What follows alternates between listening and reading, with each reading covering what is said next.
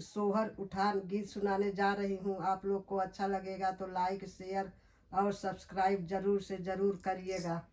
जच्चा चढ़ी गईली अटरिया कैसे सपरी, जच्चा चढ़ी गईली अटरिया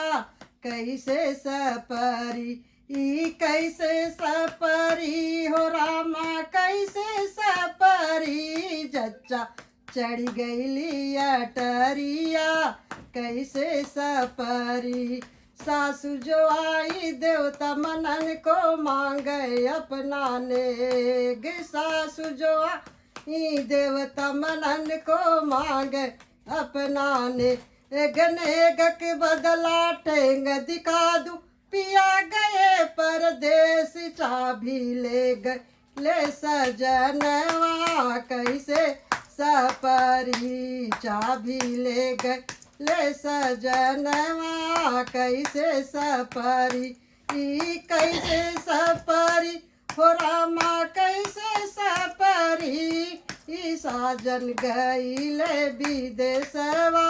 कैसे सपरी, जच्चा चढ़ी गईली अटारी कैसे सपरी, ई जेठनी जो आई आट बिछाने वो भी मांगने, गजेठनी जो आई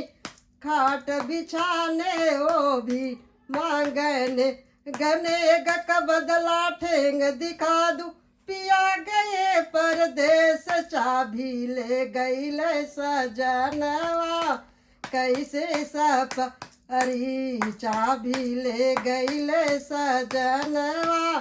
कैसे सपरी, ओ जच्चा चढ़ गईली अटरिया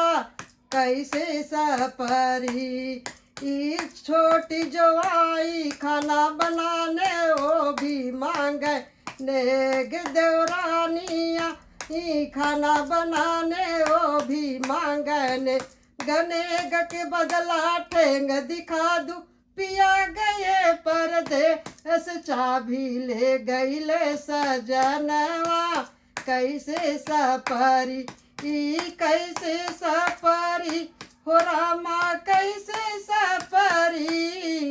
कैसे सपरी हो रामा कैसे सपरी, चाबी ले गईले सजनवा कैसे सपरी, ई ननदा जो आई कजला लगाने वो भी मांगने, ननदा जो आई सतिया धराने वो भी मांगने, गने गक बदला ठेंग दिखा दूं पिया गए परदेस, चाबी ले गईले सजनवा कैसे सपरी, चाबी ले गईले सजनवा कैसे सपरी, ई जच्चा चढ़ी गईली अटारी कैसे सपरी, ई कैसे सपरी हो रामा कैसे सपरी, जच्चा चढ़ी गईली अटारी कैसे सपरी, ई देवर जो आवे बंसी बजाने वो भी मांगने,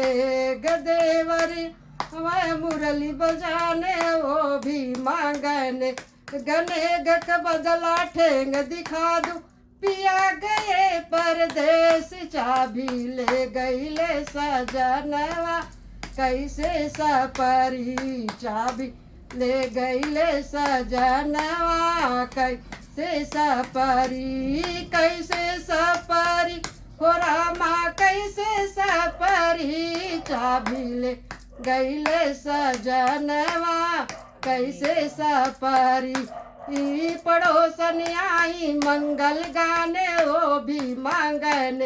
एक पड़ोसन आई मंगल गा वो भी मांगने,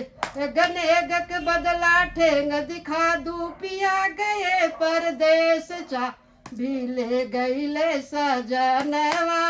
कैसे सपरी, चाबी ले गईले सजनवा कैसे सपरी, ई जच्चा चढ़ गईली अटारी